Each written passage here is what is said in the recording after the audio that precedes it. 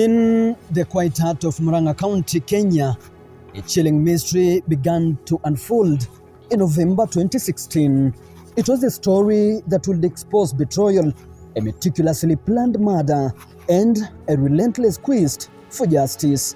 This is the tragic tale of Solomon Mwangi, a respected secondary school principal whose life was brutally cut short, and the shocking discovery that would lead investigations to the unlikeliest of suspects, his own wife, Jane Muthoni.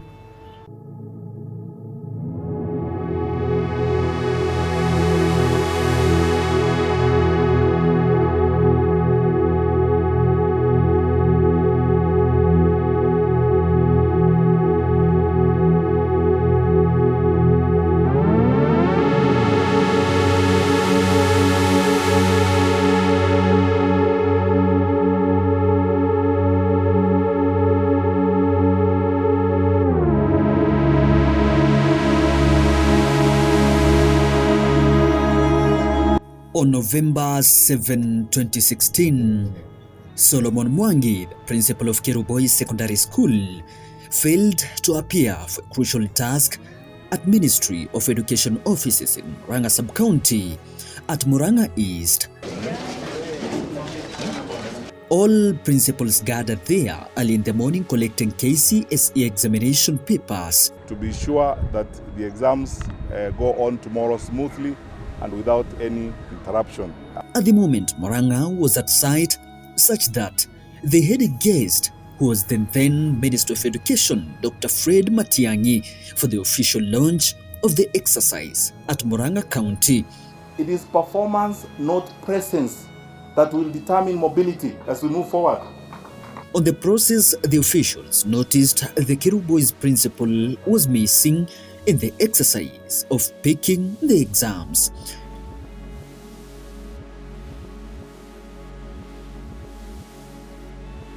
His phone was off, and his wife, Jane Muthoni, also principal, claimed she hadn't seen him since the previous evening. Maybe I'll be, I don't know who I'll be dead or something like that. They have given me the reason to smile every day. They have given me the reason to fight every day for justice for my husband. Panic quickly spread among his colleagues and education officials. A massive manhunt was launched.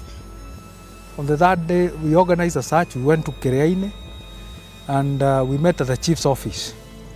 All of us, the Kisha, Murang'a, we were joined by the sub-county, the then sub-county Madhya, Mr. Saru, and other education officials and the police. The intention was to search for that valley in between Kiru town and Kiru Boys, because there is a valley and it is a wooded valley. It has a kind of a forest, a man-made forest, and there are some tea bushes. So our worry was that maybe Solomon could have arrived at Kiru at night, because by then he did not have his own means of transport. He had sold his car with the intention of buying another one. So we thought like maybe this gentleman got to Kiru and then maybe when walking to the school, he was waylaid. Fellow principals, education officials, and police scoured a wooded valley near his school. Initially, there was hope he might have been kidnapped or involved in an accident. At that moment, he had no car, so they thought when he was walking to school, he was kidnapped. Fellow principals, teachers, leaders, officials came together seeking for clarifications over the whereabouts of Solomon. But 5 agonizing days later, on November 11, 2016, that hope was shattered. Solomon's brutally murdered body was discovered by a farmyard at Karakuta Coffee Plantation in Kiambu County. His body was covered with gunny bags and tied to a tree, a grim testament to the violence he endured. Preliminary police investigation swiftly turned towards a shocking lead. Mwangi's wife, Jane Muthoni, was identified as the potential mastermind. Detectives theorized that Muthoni had hired hitmen Nelson Githu, Joseph Kariuki, known as Karis, and Isaac Ng'ang'a to carry out the heinous crime. The motive, investigators believed, stemmed from Muthoni's anger over Mwangi's romantic relationship with another woman. A crucial breakthrough came when Joseph Kariuki Karis accepted a plea bargain. He pleaded guilty to manslaughter in exchange for testifying against Jane Muthoni. Kusikwa kwangu kulikuwa ni kazi ngumu sana serikali iliifanya. Kwa sababu mara ya kwanza wasaa kuja mpaka mahali nilikuwa na deputy OCS, alikuwa anaitwa Kiru wa Kibichoi Police Post.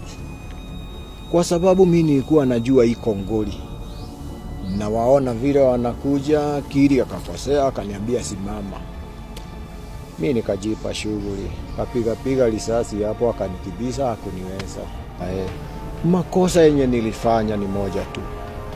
Nikaenda mahali kunaitwa Kamakis, nikanunua simu ingine, nikaregister line, na ninaregister line na the details yenye nimeregister hizi zingine, na kwa hivyo serikali inaniona tu.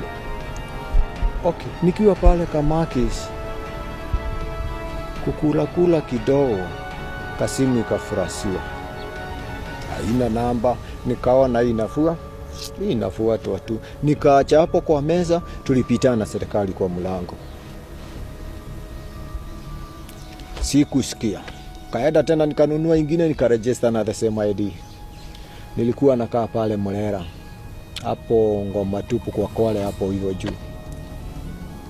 Nikaweka karaini, nikaweka simu on, kumbe nafuatwa. Nikiregister tu ina reflect kwao. Watu walinitoa huko Murang'a, nikapelekwa mpaka although zile police station nilipelekwa rara hapa amuka twende sijui ni gani, isipokuwa tu moja nilijua inaitwa The Degua. Hizo zingine zote sijui. He revealed that this wasn't the first attempt on Solomon's life. He detailed how Muthoni had sedated her husband, and then he and Ng'ang'a strangled him in his own car. He confessed that Jane had paid them 50,000 shillings each to commit the murder. Based on the compelling evidence, including Karis' chilling testimony, Justice Joel Ngumo found Jane Muthoni and Isaac Ng'ang'a guilty of murder. The judge highlighted the premeditated and vengeful nature of their actions. On April 22nd, 2021, both Jane Muthoni and Isaac Ng'ang'a were sentenced to 30 years in prison. Despite the verdict, Jane Muthoni continues to maintain her innocence from Lang'ata women prisons. The picture that emerges from the evidence is one of a depraved and vengeful spouse, not an accidental killer who poorly responded spontaneously to immediate circumstances. All the accused persons had many opportunities to walk back from their heinous plans, and with each opportunity, they chose the path of first, that both accused persons are first offenders. Second, I've also considered that the accused person has young children who need her guidance and assistance. The journey to justice for Solomon Mwangi took 5 long years. His murder stands as a stark reminder of the dark secrets that can lie beneath the surface, even in seemingly ordinary lives. The case of Madam Jane and Solomon's murder serves as a chilling chapter in Kenyan's crime history, a testament to life lost and the relentless pursuit of truth. The echoes of Solomon Mwangi's murder resonate to this day, a stark and a painful reminder of what trust can be shattered and lives irrevocably altered. The 5-year journey to justice in this case was arduous, but it ultimately brought accountability for premeditated act of violence.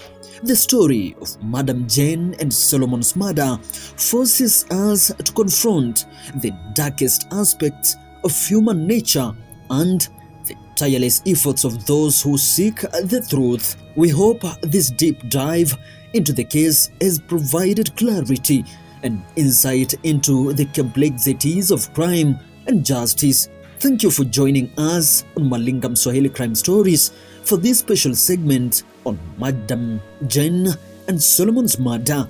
Be sure to like, subscribe, and hit the notification bell so you don't miss our next investigation into the shadows of human experience.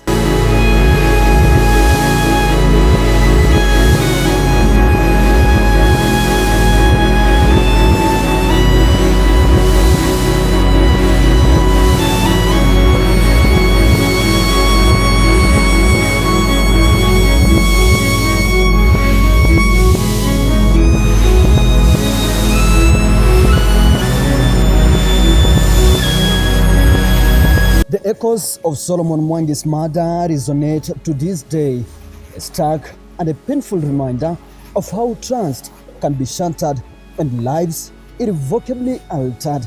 The 5-year journey to justice in this case was arduous, but it ultimately brought accountability for a premeditated act of violence. The story of Madam Jane and Solomon's murder forces us to confront the darkest aspect of human nature and the tireless efforts of those who seek the truth. We hope this deep dive into the case has provided clarity and insight into the complexities of crime and justice. Thank you for joining us on Malingam Swahili Crime Stories for this special segment on Madam Jane and Solomon's murder. Be sure to like, subscribe, and hit the notification bell so you don't miss our next investigation into the shadows of the human experience.